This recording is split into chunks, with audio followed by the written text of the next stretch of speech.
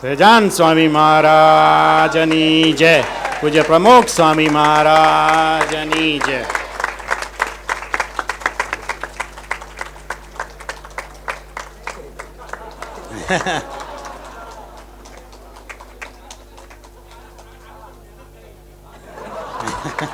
અમેરિકાના president doctor કે.સી. Patel પણ પધાર્યા છે.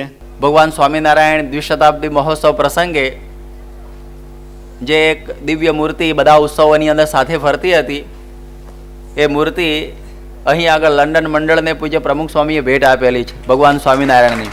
હવે આ મૂર્તિ આપણે એમ વિચાર કરીએ, કલ્પના કરો કે ત્યાંથી ઉતરી અને ચાલી અને આપણી વચ્ચે આવીને આ સિંહાસન ઉપર બેસે તો આપણને કેટલો આનંદ થાય. તો એ જ વાત સમજવાની છે કે સંત પણ ભગવાનની એક મૂર્તિ છે, એ આપણી સામે આવીને અહીં આગળ બિરાજેલા છે. આટલું એક રહસ્ય સમજાઈ જાય તો પછી કશું સમજવાનું બાકી રહેતું નથી. કારણ કે હમણાં જ આપણે કીર્તન સાંભળ્યું કે ભાગ્ય બળે જ્યાં સંત પધારે, કે જ્યાં સંતની પધરામણી થાય છે એના બહુ જ મોટા ભાગ્ય છે.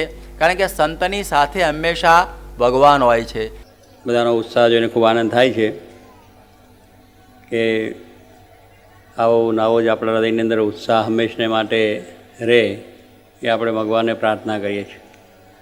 ઉત્સાહ રહેવાનું કારણ તો ભગવાન જ છે. ભગવાન જો આપણા હૃદયમાં હોય તો જ ઉત્સાહ રહે છે. બાકી આ લોકની ગમે એટલી સંપત્તિ હોય અને ગમે એટલું બીજી વસ્તુઓ પ્રાપ્ત થાય તો પણ એ ઉત્સાહ ક્ષણિક છે, થોડા સમય માટેનો છે. આવે છે ને જાય છે, એ કાયમ ટકતો નથી, ક્ષણિક જેને કહી શકાય છે. પણ જેને ભગવાન કે સંતનો હૃદયની અંદર સ્થાન થયું, યોગ થયો છે, એ આનંદ કાયમ માટેનો છે.